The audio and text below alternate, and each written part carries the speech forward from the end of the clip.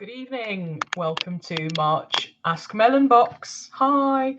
Now, my neighbour is in next door. He doesn't live there, but he comes in every now and again and makes lots of noise, and then he goes away again for days or weeks at a time. So if you hear anything in the background, it's him.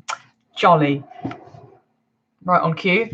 So, yeah, I can't believe it's March already. The year seems to be whizzing by. It's my birthday next Saturday. I'm 32. You know, the years are just whipping by, and I know that I know a lot of people of different ages, and it's wonderful to be in that kind of generational soup, if you like. And it just seems to be, I've known for quite some time that eventually you get to a stage where you just notice things just happen a lot quicker. And I think every month so far this year, I've started with something of this ilk. I don't mean for it to become the norm, but it is. Just to remind you, you can chat to me live. There is a conversation window somewhere on your device. You'll be able to open up a chat window to type me messages and ask me questions and talk with the other people that are here this evening. If you can't access that, then you can also message me on Facebook or on Melodeon.net.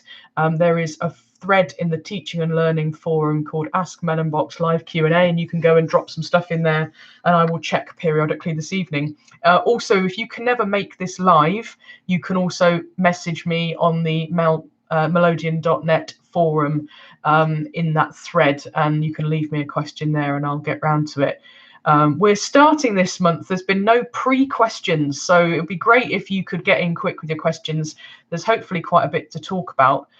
Have you seen my 100 days of practice? I just posted day 14 today. It's taken me a month to do 14 days, but actually that's months. But I've really made my best effort, and I'm really enjoying it, and just really looking forward to playing my instrument and learning new things and polishing up lots of things. Really, that's mainly what I've been doing lately. There's been a little bit of new learning, but yeah, how's it going? Let me know how you're finding that. I talked to you, I did a little kind of roundup vlog to mark 10 days of progress, and I shared some things with you in that and asked you how it's coming across and if you're finding it useful. And I'm getting some really lovely responses to say that yes, it's very useful. Lots of people are being inspired. I'm getting messages from literally people all around the world who are finding it really inspirational, and they're picking up their instruments. So I hope that that's working for you as well. If it is, let me know in the comments of this video or in the live chat that you can talk to me through this evening. Yeah, let me know how it's going for you, how your practice is coming on, if there's been anything new that I've been able to show you. And also let me know if there's anything that what your favorite practice techniques are, or what your favorite things to practice are, or what you're practicing currently. I think that's always a really interesting discussion, because there's always things that we're not always aware of, and we can always improve on and learn from each other. So share that information. I can see I've got a few people watching live this evening, so I'm just going to say hi to Morris Man Dancer 267. Hello. Jenna's here. Hi, Jenna. Nice to see you. And Steve Fox, just off to rehearsal. We have to catch up later. Break a leg and all that. Morris Van Dancer 267 says, I'm practicing a hell of a lot more almost daily now, whereas I was barely doing any in the past year. That's fantastic. I mean, pretty much the same story here, right? I practiced when I had to, if I had a show coming up or a gig, or there's a project that I'm part of called Morris Natcham. We've got a gig actually on the 15th of March, so a couple of weeks. We're playing in Hebden Bridge. Just really quickly, it's a collaboration or a fusion of Indian Bharatanatyam dancing, and which is a classical style of Indian dance. It's really beautiful, and Morris dancing. And the beautiful thing is that the two styles are linked in their telling of the seasons and the kind of the stories that are told through the dance. And artistic director Priya Sundar, she's a fantastic Bharatanatyam dancer. Well, sorry. And yeah, she's kind of put this show together with a Morris dancer, and I love being part of it. It's really, really fantastic. And to play with the Indian musicians as well, it's a real beautiful fusion. So yeah, Hebden Bridge on March the 15th as part of International Women's Day events. I will post some links perhaps afterwards, so you can see tickets and things and more details. So yeah, that show comes round every so often. So the music comes in my head for the show, and then it disappears because I have other things that I need to play and prepare for. So I'm always kind of coming back and revising that, and it always feels a bit better every time, but then it goes cold again because I don't play it. So I'm hoping to show you some of that practice in a couple of weeks when I get round to it. Janice says, I think the practice videos are interesting to watch. I don't have any peers who are particularly focused on learning new things or perfecting techniques. Well, that's really interesting. I mean, I think for me, one of the interesting things about this project that I am putting forward is showing you the process. And I'm a process-led person. I'm a process-led artist. If you don't know, I do some visual art as well, and I do some design. And I like the process. It teaches me things. It makes me focus on the practice of drawing, or drawing with ink, or painting, or creating music, and I can kind of really study how I get better at something, or how I progress, how I learn, how I take something from this state and work on it until it becomes something else, and always more interesting, I think. And I don't see a lot of professional musicians. I don't see anybody out there who's doing that. And people have, I've had a couple of people that have been concerned, and I said in my vlog last week, my mum sort of voiced some concerns that it might make me look cheaper or less experienced or less able than I actually am. But I really disagree. And I think it actually shows a strength in being open, being honest, showing vulnerability and all that kind of stuff, which I'm really, 100% behind. But also hopefully showing that I am actually very capable and very able to take on new challenges and do them to the best of my ability. And the idea of the best of my ability is pushing it and making that better. So yeah, I think that's the kind of inspiration behind it, really. And I hope that that's coming across, and I know it's helping a lot of you as well. So yeah, if you've got any questions, any videos that you've watched of my 100 days of practice so far, if you want me to go into any more details, perhaps with some of the rhythms or the cross, I know I've demonstrated a lot of cross rhythm stuff. In the subtitles, I try to kind of encapsulate what it is that I'm trying to focus on, but I'm happy to elaborate. So if you've got any questions about that, then I'm happy to demonstrate some of that with the instruments behind me. Or we can just chat about stuff. It is an Ask Me Anything evening, so please go ahead within reason. Oh my God, he seems to be getting closer. He very rarely is in his house, and then when I'm doing stuff like this, he's like in all the time. It's so frustrating. I think music and having the opportunities have helped us through difficult times. I don't quite understand what you're saying, but what I want to take from that is that music helps us through difficult times. And that is very much where my artistic kind of journey comes from, to be honest. So yeah, I don't think I've talked much about that publicly. Am I ready to do that? I don't know. I mean, if you know me in my personal life, if you're friends with me on Facebook, you will have seen a lot of those sorts of posts. Some of it comes across in the introductions to my gigs and introductions to tunes that I've written and things like that. Because, I haven't got it behind me. It's out on missionary work at the moment. But my beautiful black Serenalini that was a 21st birthday present. So, blimey, 11 years old, that instrument.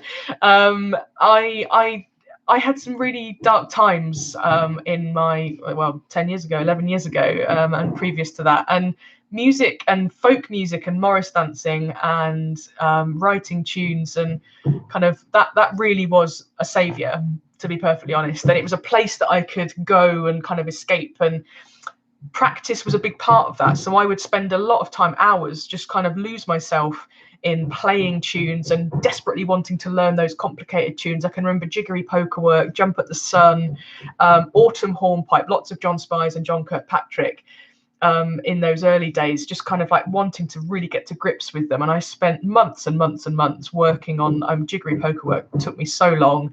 Autumn Hornpipe, or Hyena as John sometimes calls it, really challenging tunes. I mean, I still can't really get Hyena absolutely nailed, but I lost myself for hours, and it was a really happy place to be. And gradually, my own tunes started kind of coming forth. So yeah, I really kind of commend that approach. You know, if you're going through some struggles and you are able to play music, I mean, even listening to music, if you're able to have music in your life in some capacity, or go and take part in a session, or go and sit and have a drink in a session, go and see a concert, a live music concert with, you know, a band that you really love and really enjoy, and just immerse yourself in that. You know, just allow yourself the time and the freedom. That's really important. You know, just to either practice your instrument or go and be part of a live music event. And the actual getting ready and going might be really tough. Leaving the house, I know that's really tough sometimes, but actually when you're there, it's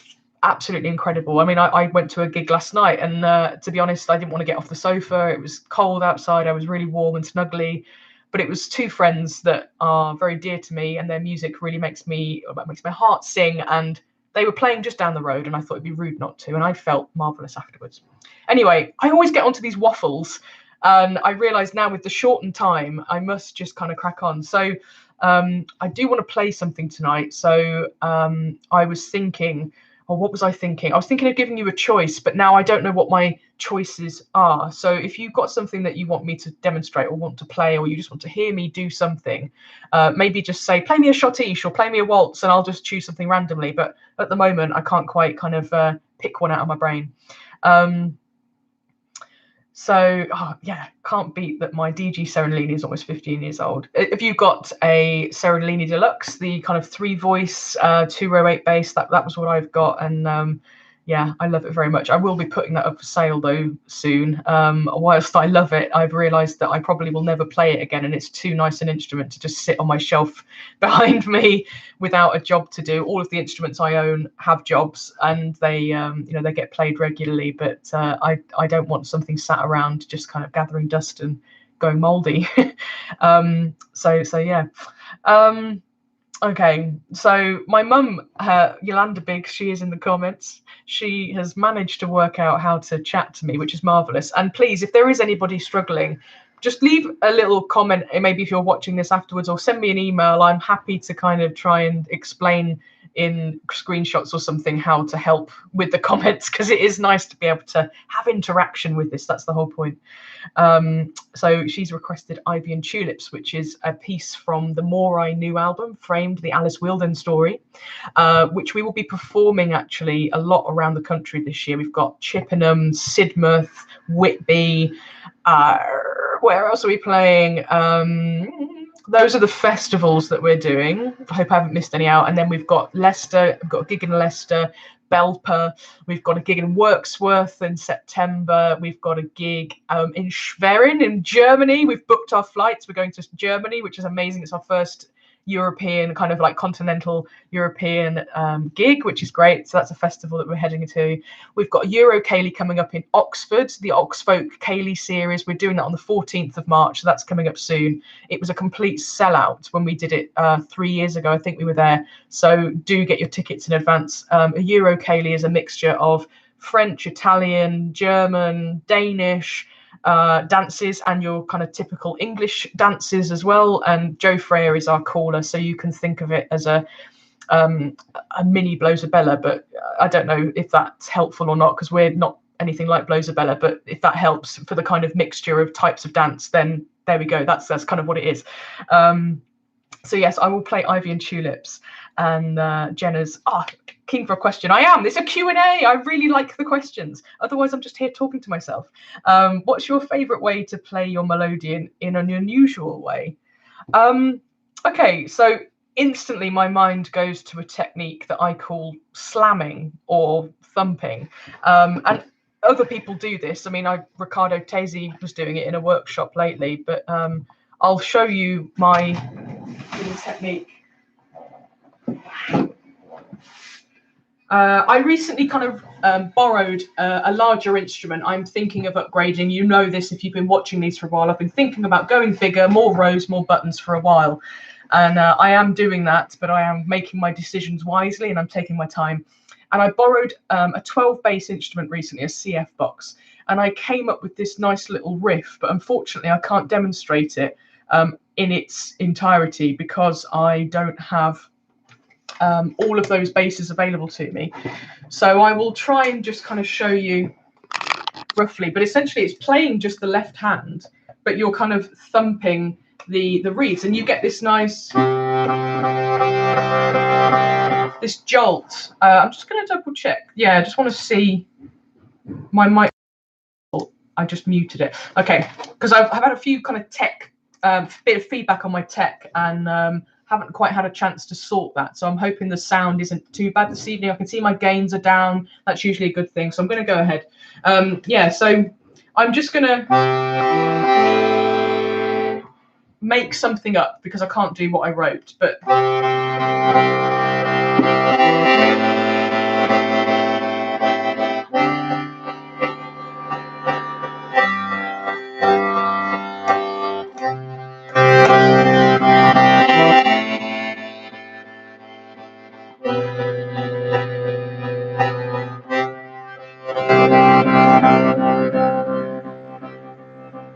and it becomes this kind of lovely heartbeat as you jolt the reed. It's kind of you're jolting the air that is flowing through the reed, or maybe the air that has passed through the reed and has that pitch, and you're jolting that, so it kind of comes across as this heartbeat. It's a really soft rhythm. It's you know, it's kind of that effect, but it's really harsh if you're doing it with a button. So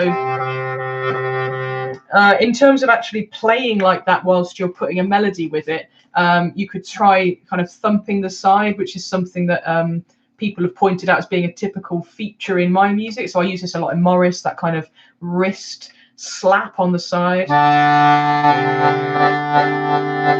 But it's a slightly different quality, and it would just take some, you know, playing around with. But yeah, when I say I lost myself for hours and hours in my depressive kind of black days, I would do stuff like that, you know, just kind of single notes, just playing on the bass end and just kind of tapping different areas. You know, it's an exploration of your instrument more than anything. It might not come to anything productive, but it's fun just to go, oh, I can do that. That's something to do. And Riccardo Tesi has actually written a tune purely on left hand doing that exercise. I can't remember what it's called, but it's lovely. It's really beautiful. And maybe just go and have a look at his discography and listen to all his music, and then you'll find it. Okay. Morris Mandanza asks, okay, here's a good one. When playing for Morris, how do you set the pace of the intro? Do you watch the stepping to keep a steady pace? Really good question. Before the dancers have started dancing, how do you know how quick to do it?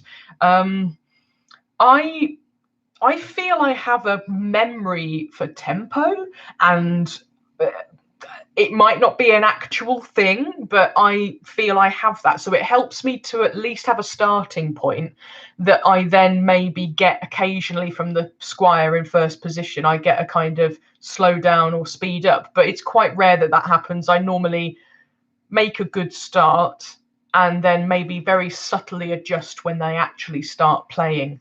So one of the traditions that we play in Harlequin is called Ascot under Witchwood, and it's typically done really slowly, and it has this quite athletic pace to it, because there's some crossbacks in the figures, in the stepping. So you don't want the crossbacks to be kind of too namby-pamby, I guess. You know, you don't want to ever have that as a Morris dancer. So the crossbacks always want to feel like they're kind of sitting into the ground with a nice bit of trampoline springiness at the certain point. And I find there is this kind of sweet spot with the speed, that if it's too slow, the dancers can't get off the ground. And if it's too fast, it's not down enough. It's kind of this nice sweet spot that they find. So yeah, I tend to have that memory of how I've always played it, and because I've been playing for Harlequin for God knows how many years. We started in 2012 or something, so it's been a long time now. And yeah, so I kind of understand where to start it, and then I make the subtle adjustments as they start the foot up or foot down. And yes, I do watch the feet and I do watch the dancers. It's a bit weird, but go with me here and try it out. And if you play for jigs, you know, if you play for solo jigs, but to be honest, if I play for a set, look at the belly button area or the belt buckle area. It's a bit dodgy because it might mean that you're kind of looking at somebody's crotch a little bit, but that area for me, that central area, it gives me enough in my peripheral vision of their upper body and what their arms are doing with the hankies or the sticks, and it gives me enough peripheral vision to see what their legs are doing. But I can see from their hips and their waist what they're anticipating the next move to be, or they're anticipating the height or the preparation for them about to dance. I find if I'm too focused on the feet, I don't see the hands, and vice versa. So if I look at the belt buckle, then it's kind of that happy medium where you can, you know, see everything basically. Yeah. Also a really good spot with pacing for Morris. Listen to the bells, because sometimes I find if I'm just watching the feet, actually, because there's a lot of impulsive energy stored up in those dancers' feet and knees and hips, there's that kind of anticipation of the next move, and it can often lead to the musicians getting a little bit overexcited and kind of being ahead of the beat, and it starts to speed up. But if you sit back on the beat and listen to the bells and where the bells are landing and lifting, it really helps me to slow down and pull back and sit into the rhythm, and that really helps the dancers as well. So yeah, try those things out and let me know how it works for you. Oh yes, I learnt this a little bit from Hazel Askew. Lovely. I'm interested to hear it used productively. I will have to look that tune up. Yes, please do, Jenna. And if you find Ricardo's piece, I want to say like it's sunset something, or it had something to do with a sunset or a sunrise. But I can't remember. I might message him and see if he can let me know. Bit of a random message out of the blue, but I'll keep you posted on that. Okay, so I'm going to play some Ivy and Tulips. I'll just do one round of it. It's a really lovely tune. I actually had it. I wrote it years ago, and it never had a job, but I always thought it was quite anthemic and it suited having some lyrics put with it. And then with the Framed project, with me writing with Joe and Sarah, we wrote a project from scratch about a local story about Alice Wealdon. And I thought, yeah, this is our anthemic end piece. This, and the title Ivy and Tulips was actually taken from the wreaths that she had on her coffin at her funeral. She had a laurel wreath and a wreath of ivy and tulips, white tulips. And yeah, it was a very basic funeral. But yeah, if you go and sort of read up about our story and our album, again, I can link to that below. And yeah, you can go and do that. So I actually play it on my GC box. And my GC box I love to bits, so I'm going to do that this evening on here.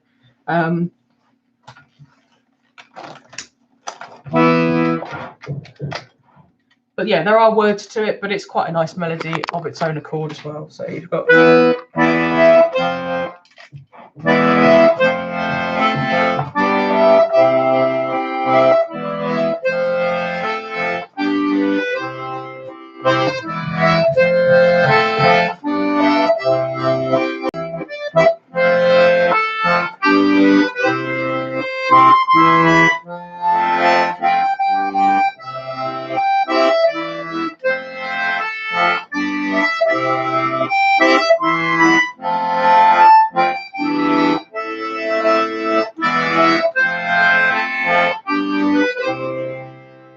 something like that. And I've just looked up at the screen and seen that you can see that my bins are here. So real life happening right behind me. Got some washing drying on the radiator.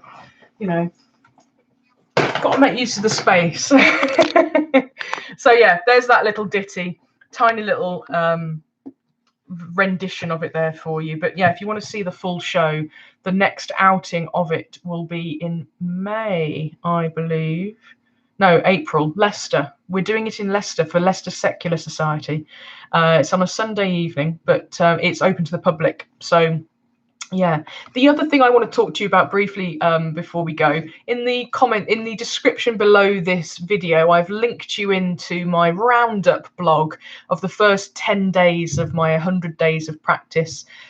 You can kind of catch up with all of the videos that I've done so far there, and a little bit of my top tips that I've discovered for myself whilst I've been doing that. And the other thing as well is a little post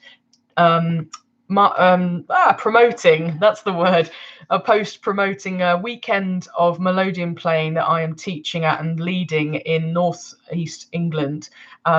It's called the Northeast Melodeon Weekend, and it comprises the Northeast Melodeon Play Group on the Saturday, which is an event very much catered for and revolving around absolute beginners and people who are new to playing in groups. So if that's you, then click on that link and have a little look. And there's also on the Sunday of that weekend, the Thinking Outside the Box, which is a workshop series that I have poured my heart and soul into. It's been running now for 4 years. This will be the 6th event. And this one will focus on playing melodies in different time signatures. So taking one tune and making it feel like a waltz or a bourrée or a schottische or whatever it might be. And we're going to kind of really take that apart and have a little look at that. So a slightly more intermediate / advanced workshop, but really open to anyone from beginner, improver, intermediate, but something that, you know, some stretch goals perhaps that you're wanting to look at for thinking outside the box. The weekend itself is from the 14th to the 16th of June this year, up in Whittonstall, Northumberland. And as I say, there's more details in that link in the description. Brilliant. Jen is asking, do you know which day you're on at Chippenham? Yes. I don't know which way round the concerts are, but we have a Sunday concert and a Monday concert. One will be framed, so it'll be the whole show. It's an hour and a half with projections and kind of a little bit of narration. And then the other will be our usual set of jolly / morbid / hilarious / real life. If you've seen Moirai perform before, then you'll understand. But if you haven't, it's a real kind of smorgasbord of entertaining tunes and songs, traditional and self-penned. It's a real kind of mishmash, and it really works. We always leave our audiences with a smile on their face. So and lots of earworms in your head as well. That is something to be aware of. We should maybe put a little warning on our gigs that you will leave with earworms. Yeah. Oh, you're not there. Okay, fair enough. But I'm sure you'll be able to catch up with us at some point. Oh yes, and we've got Upton Folk Festival as well on the 1st of May. So we're there on the Friday, and we're going to be doing a framed. If you want to, because I'm bound to have left gaps in this, I will leave the Moirai website link as well, and you can go and have a little look, and all of our gigs are lined up on there. But yes, really exciting year for us. And yeah, so we're coming to the end now. I've decided to shorten this because I figured that if you're, you know, it's just less time to commit to for you guys to watch, and if you're watching this back, then it's less time to kind of commit to as well. But hopefully we can kind of pack in as many questions as possible. Yeah, so the next one of these will be in April, on April the 6th, I think, but the first Monday in April, whenever that might be. Sorry, it's been a long day and I'm a little bit jaded now. And Him Next Door, working against that has just knackered me out, I'm afraid. I get very kind of sensory overdrive and yeah, trying to talk over banging and scratching. But anyway, yeah, stay in touch. You know where to find me: Facebook, Instagram, Twitter, on here, and email melodeon.net. Lots of ways to get in touch to ask your questions for next month and to keep touch with my 100 days of practice progress. All right, and yeah, take care everyone, and I will see you in April. Bye.